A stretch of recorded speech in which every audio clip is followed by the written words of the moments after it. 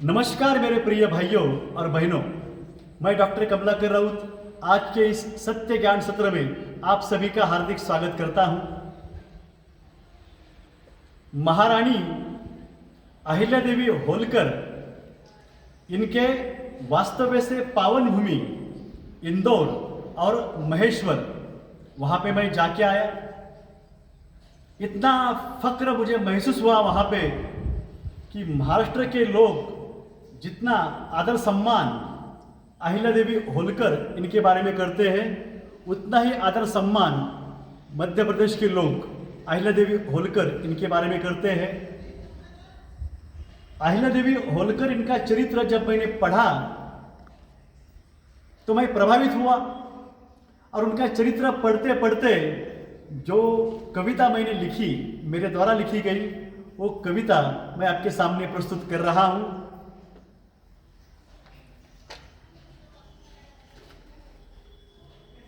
अहिल्या जीवनदायिनी, अहिल्या जीवनदायिनी, हुई है ना कभी होगी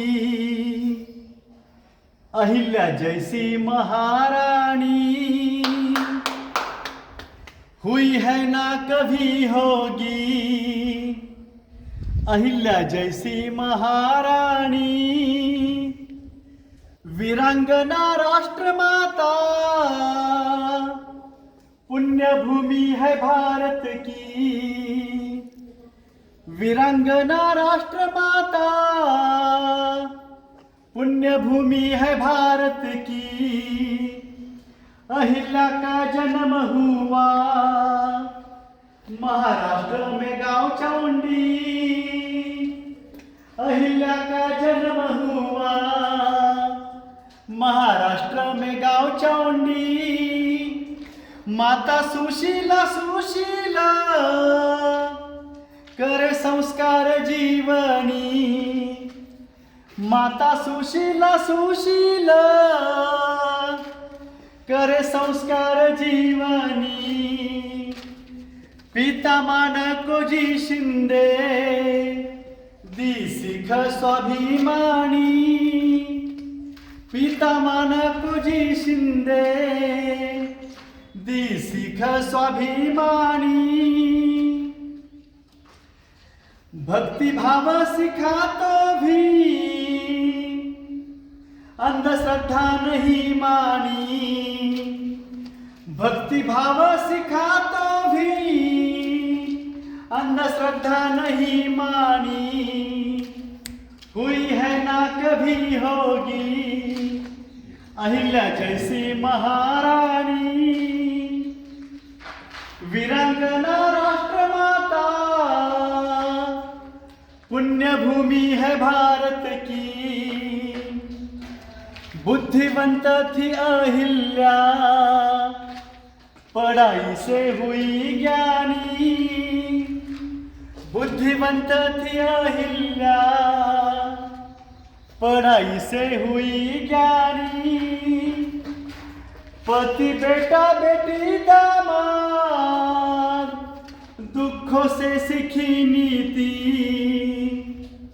पति बेटा बेटी दामाद दुखों से सीखी नीति, होलकर घराने में अहिल्या बनी महारानी, होलकर घराने में अहिल्या बनी महारानी, न्याय समता आदर्श दुनिया कहती कहानी, न्याय समता आदर्श दुनिया कहती कहानी, हुई है ना कभी होगी अहिल्या जैसी महारानी, वीरांगना राष्ट्रमाता पुण्य भूमि है भारत की, प्रांत माळवा समृद्ध मां नर्मदा अहिल्यादेवी, प्रांत माळवा समृद्ध मां नर्मदा अहिल्यादेवी, महेश्वर राजधानी अहिल्या जीवनदायिनी महेश्वर राजधानी अहिल्या जीवनदायिनी संस्कृत पाठशालाए कला साहित्य उद्योगी संस्कृत पाठशालाए कला साहित्य उद्योगी खाली हाथों को सिखलाया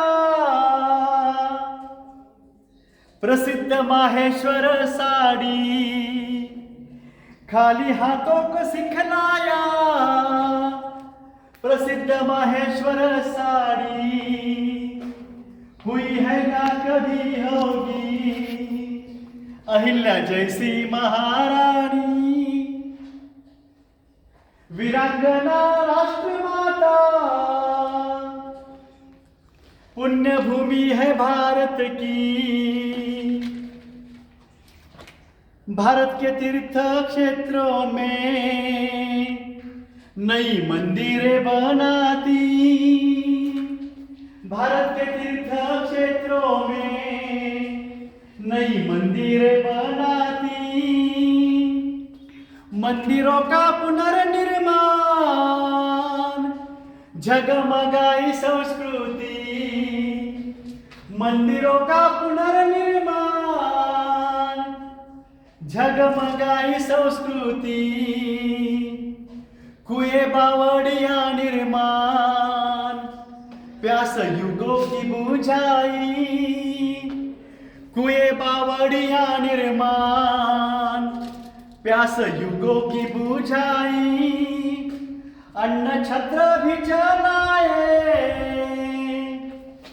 झोपड़ी में खुशहाली अन्न छत्र भी जलाए झोपड़ी में खुशहाली हुई है ना कभी होगी अहिल्या जैसी महारानी वीरांगना राष्ट्रमाता पुण्य भूमि है भारत की धर्म कर्तव्य होता है दानी गुनी स्वाभिमानी धर्म कर्तव्य होता है दानी गुनी स्वाभिमानी योग्य व्यक्ति योग्य पद न्याय मिले प्रशासनी योग्य व्यक्ति योग्य पद न्याय मिले प्रशासनी सभी जाति धर्म लोग कहे देवी महारानी सभी जाति धर्म लोग कहे देवी महारानी हाल देश के अब देखो करो धर्मांध बंदीवासी हाल देश के अब देखो करो धर्मांध बंदीवासी हुई है ना कभी होगी अहिल्या जैसी महारानी हुई है ना कभी होगी अहिल्या जैसी महारानी वीरांगना राष्ट्रमाता पुण्य भूमि है भारत की वीरांगना राष्ट्रमाता पुण्य भूमि है भारत की पुण्य भूमि है भारत की पुण्य भूमि है भारत की मेरे प्रिय भाइयों और बहनों जितना गुण गाऊं मैं अहिल्या देवी होलकर इनका महारानी अहिल्या देवी का क्या कहूं मैं कई तरह की यादें जो मध्य प्रदेश में मैंने महसूस की है वो आपको बताना चाहता हूं कई वीडियोस हैं मेरे इस YouTube चैनल पे महेश्वर में इंदौर में जहाँ पे मैं गया था